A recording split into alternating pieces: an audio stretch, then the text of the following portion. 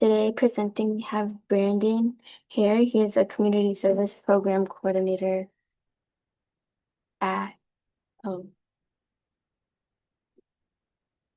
Wait. okay, you're sharing your screen now. Okay. Which, Okay. so we just Um. saw it, you turned it off, but if you turn it back on when you're on your presentation, it should work fine. Wait. It said I turned it off. Yeah, I can't see it anymore. I think you did just turn it off. If you turn your camera on, maybe. Okay, I see the screen again, but you're showing the zoom. So there you go. That's perfect. All right. Perfect. All right, no worries. Cool. Cool. But Cool. yes, so today Brandon is presenting. He's a community service program coordinator for the city of Alexandria, and he will be providing all of the updates on SNAP. So I will let him take over and share his presentation. And thank you for being patient.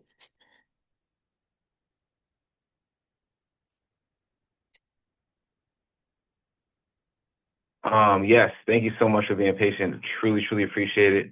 Now it's presenting on the other screen. What in the heck? Okay. 1 second.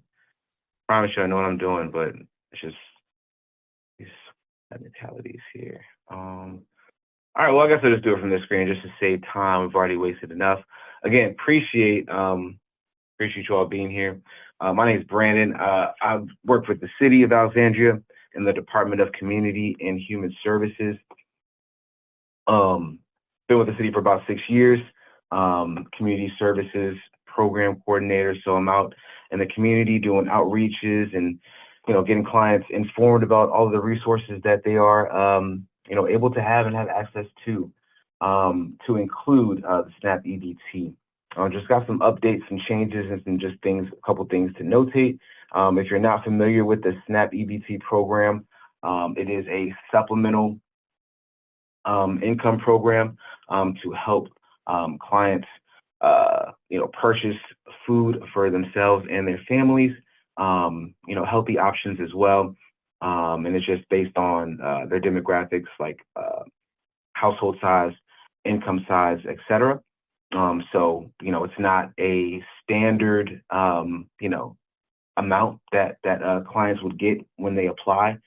They do apply, they submit all of their documents, and then those documents get reviewed um, by the system and the caseworker, and then if they're ultimately approved or declined for a set amount. Um, and so that's just a standard little quick feedback. But again, just jumping into some key updates and changes. The EBT chip cards are on the way. It's been a loose conversation for the past years, but as it gets closer and closer, it's becoming more and more real. They look really nice. They got the chip card on there. It does not say EBT or anything on there as well. So, they're kind of attacking that stigma that is sometimes related to using that card, just because some people, oh, I don't want them to know I'm using Snap or whatever. But everybody needs a little bit of help every now and again, so it's never an issue for me as far as at the farmers markets when I do see clients utilizing their cards. But the chip cards are in relation to some of the fraudulent activity that's been unfortunately taking place with a lot of clients, SNAP clientele, where they are getting their SNAP benefits stolen. Stolen. I mean, they get reported to our the investigator. They've located a couple of, I want to say, clubs or hubs that were doing this up in Pennsylvania and New Jersey, but there still seems to be some fraudulent activity taking place still. But with the rollout of these chip cards, the idea is that it will be more secure in that way to protect the clients and their benefits that they're receiving. So that's between September and, let's say, October and November. They'll be sent out in batches, if you will. Um, so we are asking all the clients to verify their addresses to make sure they are up to date, because again, those will be mailed out between September and I want to say the end of October 2026 to fully switch over. So all of the markets and retailers are kind of, in the background, making sure they have all of their applications updated and machines readily available to accept this new card and the new changes as they're being rolled out. So a lot of changes coming from that portion. Let's see, the beverage rules, SNAP beverage rules, they have also changed starting October 1st. I want to say that there's a certain types of beverages are going to be allowed and not allowed in terms of what can be purchased. I'm looking for that a little flyer here, but all in all, it will be like carbonated sweetened beverages, soda, diet sodas, and carbonated energy drinks. I want to say like Red Bull and stuff will no longer be SNAP eligible. So not sure if any clients are, those type of clients that love getting the sodas and energy drinks. Unfortunately, they're going to have to pay with US dollars now, as they are no longer going to be SNAP eligible. Okay. The Virginia cap is ending or has ended. And so that is the Virginia Combined Application Program. So basically, the senior clientele will be automatically transitioned onto the ESAP program, which is the Elderly Simplified Application Program. Basically, it's the same program. It's still SNAP EBT, but they have a longer recertification period. On the application, I believe they ask fewer questions to where our senior community can easily complete the application and or the renewal, versus how the regular application is. It kind of goes into much greater detail in terms of the questions that they're asking and the information that is being requested of them. It just makes it a little easier for our senior friends and family. And then just with the federal SNAP changes, with the HR1 rolling out, there are some changes that will be implemented that may affect a lot of individuals, not only on SNAP but on Medicaid as well. But I want to keep it SNAP related. For this change, they do have a lot of information going out. They have a lot of information online. They are hosting a number of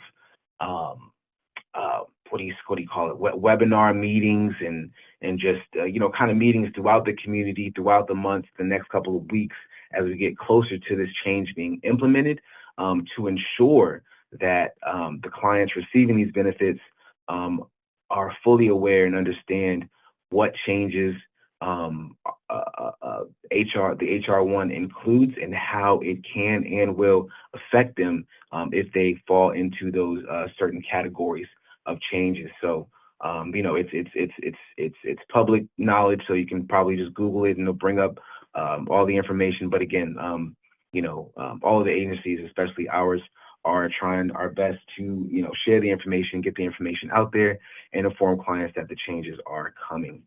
Okay. Just a few more updates here. The Sunbucks, that is related to the SNAP EBT. It's a summer program created for those clients with children that are attending schools that may have been depending on the school's lunch to provide that meal in the middle of the day. But kids are going back to school now, but the last day to apply for the Sunbucks is going to be August 31st. Again, this is clients with children who are going to school. It's in the amount of $120 per child to be used for that child. So it's a great opportunity. Also, with all of the changes and the HR1 changes, as well as the just kind of not understood or known, but just, we are definitely aware that the senior community for lack of better words, at times looks as though they're getting the short end of the stick when it comes to the changes in like the amounts of benefit that they're receiving every month.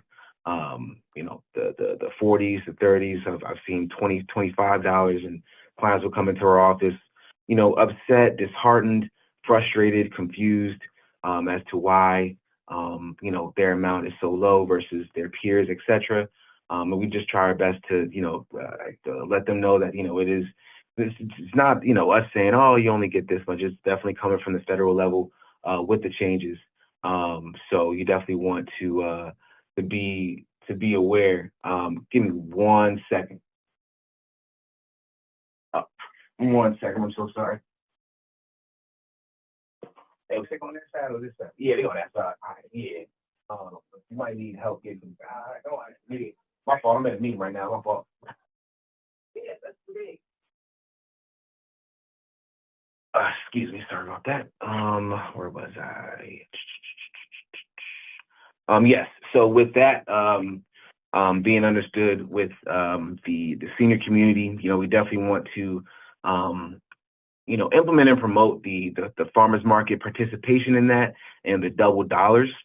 I know we're trying to bring the farmers market kind of idea to our senior community. So we have been going up to some of our senior facilities with one of our farmers who does accept the SNAP EBT, who can implement the double dollar program, which is basically for every dollar you spend at the market, you are matched $1 at the market up to $40 per market per day.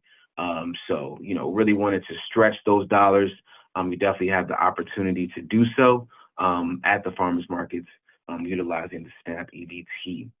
I know that's an earful and an earload, and I kind of jumped the gun a little bit because my next page kind of goes into some of the details that I was already explaining about the new chip cards being rolled out, about the beverage change coming October 1st, the federal laws with the HR 1, and then just encouraging households to participate in all of the available opportunities they have with the SNAP EBT as it relates to the farmers markets and the double dollar program. Again, I did kind of just spew all this out in that first slide, but I could share these slides with everyone as well. It's just some quick information and updates regarding the program. Again, they're going to be going over to the ESAP program, which just helps with the extended recertification period. They do still have to submit their documentation with that, but it's like they don't have to do it as often as others would. Let's see. They have the SunBucks. Like I said, just kind of reviewing what I already did there. But as far as updates, that is what I have for you today. Again, I do certainly appreciate your patience with allowing me to get set up here. But I see we have some time for some questions. If anybody had any for me, I'm definitely open to helping answer them. Yes, thank you, Brandon. Does anybody have questions like he asked that you could ask in the next few minutes?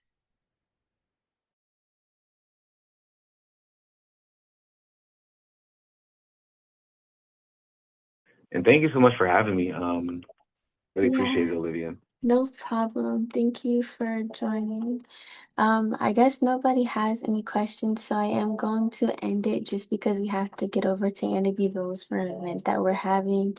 So thank you so much for presenting. And yes, if you would like Of to course. send me the slides, I would love to share them with everybody. Absolutely, we'll do. All right. Sounds good, guys. Enjoy the rest of your day. Everybody say thank you. Just thank Thank you you. so much. Have a good All one. right. Bye-bye. Welcome.